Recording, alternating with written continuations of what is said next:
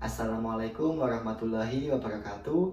Apa kabar semuanya? Semoga baik-baik saja. Pada video kali ini, kita akan membahas domain pemanfaatan dan manajemen pada kawasan teknologi pendidikan.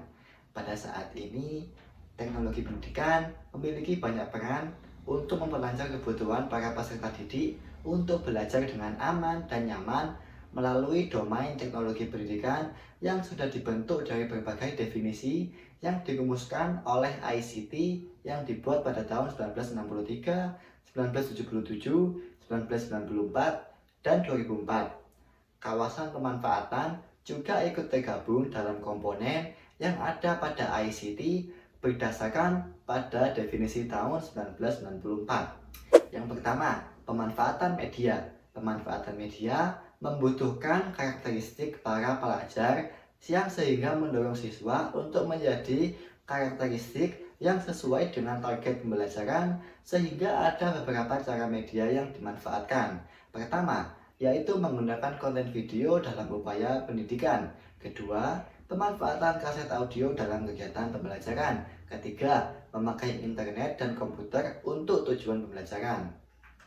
Kedua yaitu difusi inovasi. Difusi inovasi salah satu menjadi praktek yang penting untuk menyebarkan penemuan melalui pendekatan yang disengaja untuk diadopsi lalu kemudian dikenal sebagai difusi.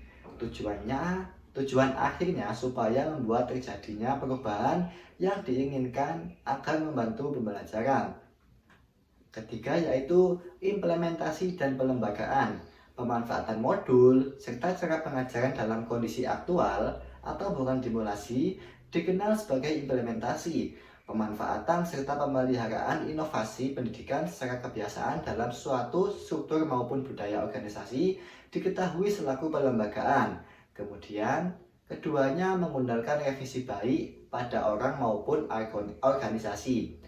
Tetapi tujuan pelaksanaannya merupakan buat menjamin kalau orang-orang di dalam organisasi memakainya dengan benar. Sedangkan pelembagaan berupaya memasukkan inovasi ke dalam kerangka kerja serta kehidupan suatu organisasi. Lalu yang keempat, kebijakan dan regulasi. Norma dan perbuatan masyarakat atau perwakilannya diwujudkan dalam kebijakan dan regulasi, berdampak pada adopsi dan penyebaran pembelajaran berbasis teknologi. Masalah etika dan keuangan seringkali menghambat kebijakan dan undang-undang, baik bersumber dari perbuatan individu maupun kelompok internal dan eksternal. Pengaruh ini memiliki dampak praktis yang lebih besar dibandingkan sertifikasi teoritis. Yang kelima, kecenderungan dan permasalahan. Kebijakan dan aturan yang mempengaruhi penggunaan, penyebaran, implementasi, dan pelembagaan biasanya menjadi pusat tren dan permasalahan di bidang pemanfaatan.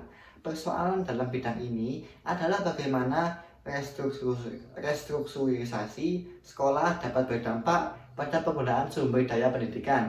Tantangan politik dan ekonomi tampaknya semakin melibatkan bidang ini pada tingkat organisasi.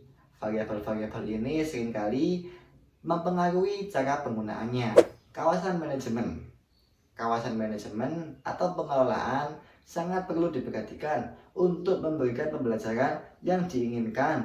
Makanya, dengan kawasan manajemen atau pengelolaan sangat penting sekali untuk melancarkan pembelajaran yang sudah sesuai dengan definisi tahun 1994. Jadi dengan begitu, kawasan manajemen sudah menjadi bagian yang sentral untuk diperhatikan teknolog pembelajaran. Pengelolaan dalam teknologi pendidikan menjadi beberapa bagian penting agar sesuai dengan apa yang dituju dalam pembelajaran, terutama dalam lingkup kawasan pengelolaan. Maka dari itu, teknolog menjadi 4 bagian untuk menjalankan pengelolaan di lingkungan sekolah. Yang pertama, pengelolaan dalam proyek. Pengelolaan dalam proyek yaitu dengan mengawasi pengorganisasian, koordinasi, dan pengelolaan desain pembelajaran dan jenis inisiatif lainnya. Mereka perlu mengembangkan sistem informasi, bernegosiasi, membuat anggaran, dan mengevaluasi kemajuan. Yang kedua, pengelolaan terhadap sumber, perencanaan, pengamatan, dan pengelolaan layanan sumber daya dan dukungan sistem semuanya termasuk dalam manajemen sumber daya. Pengelolaan sumber daya yang efektif sangatlah penting. Fakta bahwa ia mengontrol kontrol akses menjadikan hal ini penting. Personil, dana, bahan baku, waktu, fasilitas, dan sumber belajar semuanya dapat dianggap sebagai sumber. Aspek tambahan dari fungsi manajemen dalam teknologi pendidikan adalah pengelolaan sumber daya. Yang ketiga, pengelolaan untuk sistem penyampaian. Agar proyek atau program apapun dapat diselesaikan dengan sukses, individu yang tepat harus dilibatkan. Manajemen personalia memastikan bahwa personel yang tepat tersedia untuk menyelesaikan tugas pada tepat waktu yang tepat dan dengan biaya yang paling sedikit dengan mempertimbangkan sumber daya yang tersedia. Lalu yang keempat, pengelolaan program dalam informasi. Salah satu komponen program manajemen adalah manajemen perubahan. Peningkatan kemampuan manajemen dan kepemimpinan akan menciptakan landasan bagi terwujudnya perubahan. Setiap sekolah harus menghadapi perubahan, terutama di dunia yang serba cepat saat ini. Perubahan dilakukan oleh para teknolog di organisasi yang mereka awasi. Sekian video kali ini, semoga dapat menambah wawasan kalian semuanya. Wassalamualaikum warahmatullahi wabarakatuh.